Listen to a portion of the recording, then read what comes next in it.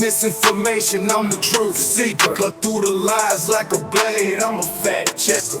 Black communications, the social need to follow. Unmasking fake news, exposing them all tomorrow. I'm on a mission, fighting for the information. No room for deception, it's time for retaliation. Black communications, we set the record straight. Real news, no filters, just the facts we dedicate. Fake news spreading like an epidemic outbreak, but I won't back down, I'll be the one to make them choke. Black communications, not that relevant until exposing all the lies. Watch them burn in hell.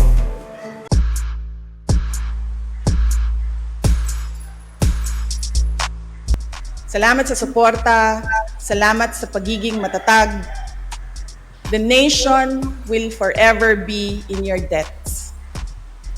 Sa 2 taon nating pagsasama, ang kwentong nabuo natin ay kwento ng kapit-bisig na pagtaguyod sa adhikaing maitatag ang isang bansang makabata at batang makabansa. Ngunit anumang kwento, kahit gaano kaganda, ay sadyang nagtatapos rin. Good day, ladies and gentlemen, Rosa here of Splat Communications. Before we start, may we request dear followers, viewers, and subscribers to please don't skip ads. This will help us a lot to continue the work that we do. Thank you. Likewise, may we request those who have not subscribed yet to please do so.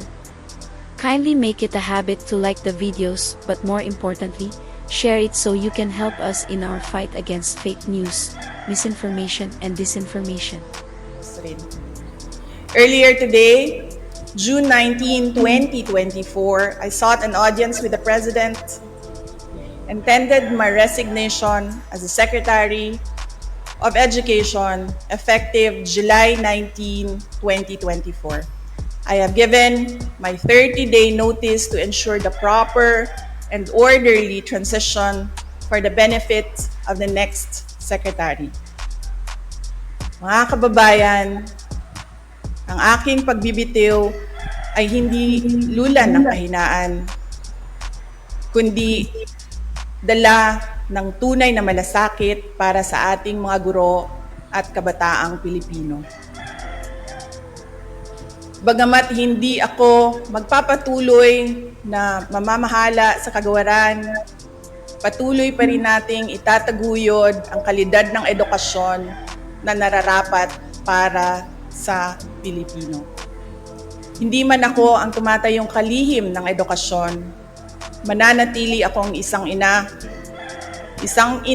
na nagmamatyag at titindig para sa kapakanan ng bawat guro at bawat mag-aaral sa Pilipinas. Para sa isang matatag na Pilipinas. Mga kababayan, lahat ng ating ginagawa ay para sa Diyos, sa bayan, at bawat pamilyang Pilipino. Syukuran. Thank you.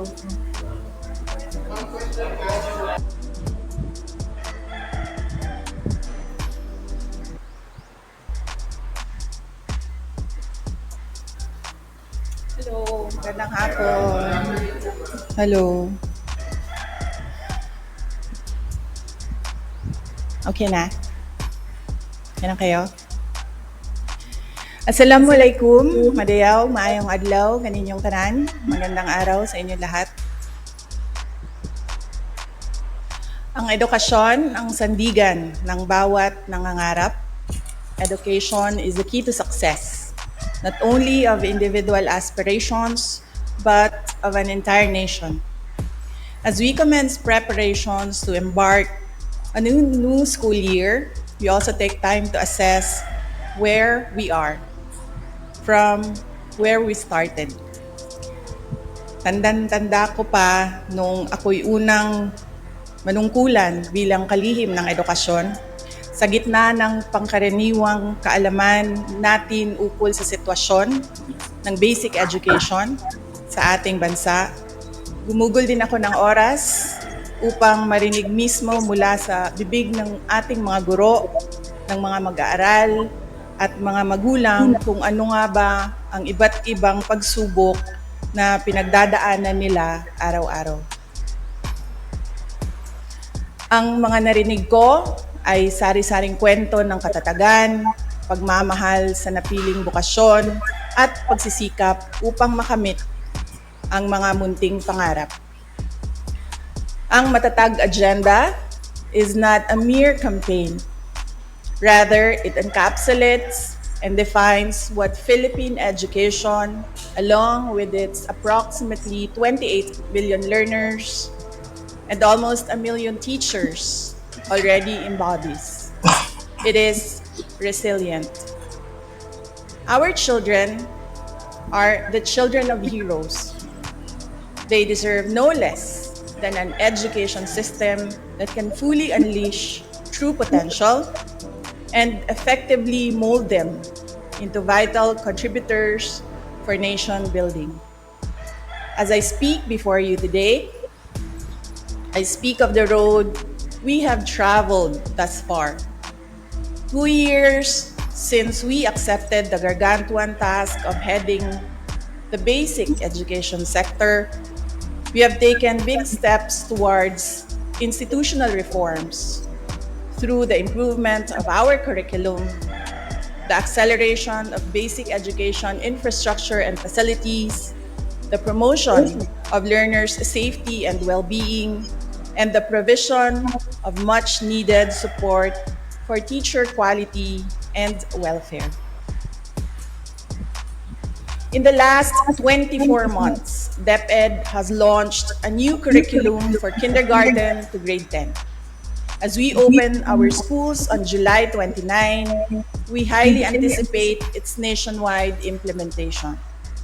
Our curriculum, however, is a mere scrap of paper without the necessary resources for its effective delivery. In order to provide resources such as textbooks, supplemental reading materials, as well as learning tools and equipment, we took strides to improve the procurement process within the department. By the first half of the year, we are on track to complete our textbook procurement as well as the purchase of e-learning cards.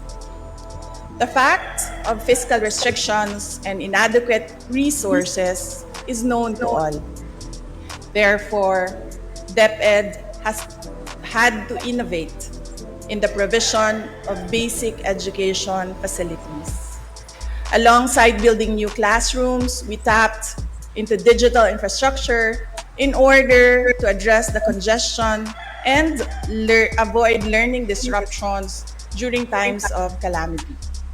Today, an additional 2,000 last-mile schools have been given internet connections through satellites, while 305 schools have been connected through fiber internet.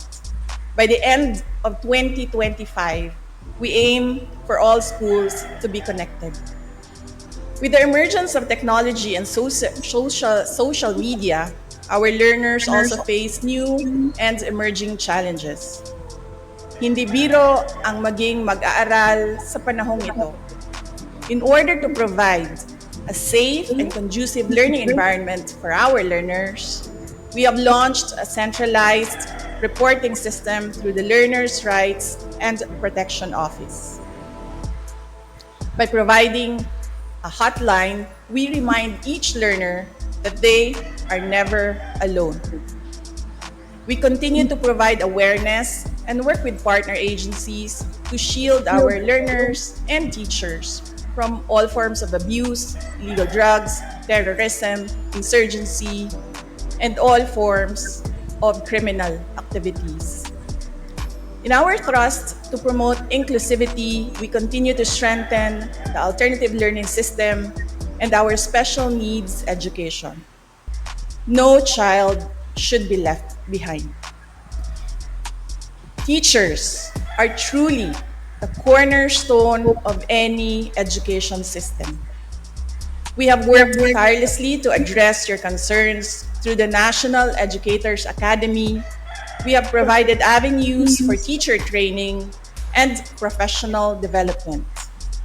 We have provided personal accident insurance to assist our teachers when they need it most. We have removed all administrative tasks to unburden our teachers, to bring them back to the classroom and to allow them to focus on teaching. We have also given our teachers their much needed rest, a 30-day, no mandatory or voluntary tasks break, which they are currently enjoying as we speak. I did not do this alone, nor do I claim to have done so. I would like to take this moment to express my profound gratitude to those who took part in this journey. To our partner agencies in the national government, thank you for your commitment towards a whole-of-government approach for basic education. To our local government units, thank you for keeping education and the youth as priority projects year in and year out. To our private sector partners, whether foreign or domestic, thank you for your resolve as education champions. To my DepEd family, Execom, Mancom, Central, Regional, Division, and school officials, teachers, and non-teaching personnel, thank you for your unwavering support, hard work, and dedication to serve the Filipino people. Mabuhay kayo.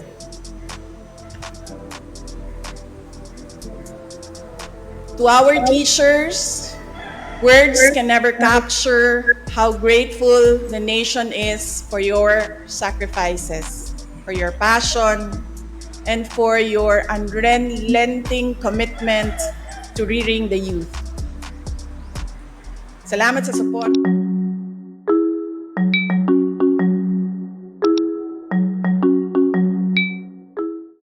What can you say? Kindly share your thoughts in the comment section. We hope you enjoyed and learned something today. In behalf of the Splat Communications team, till next time. Stay safe. Rosa out. Bye. In a world unfolding, where stories come alive amidst the chaos. Please support Splat Communication channel memberships. For small amounts per month, you would be able to help us continue our fight against fake news and disinformation. We have 3 levels of memberships: Splat Beginner, Splat Intermediate Plus, and Super Splat.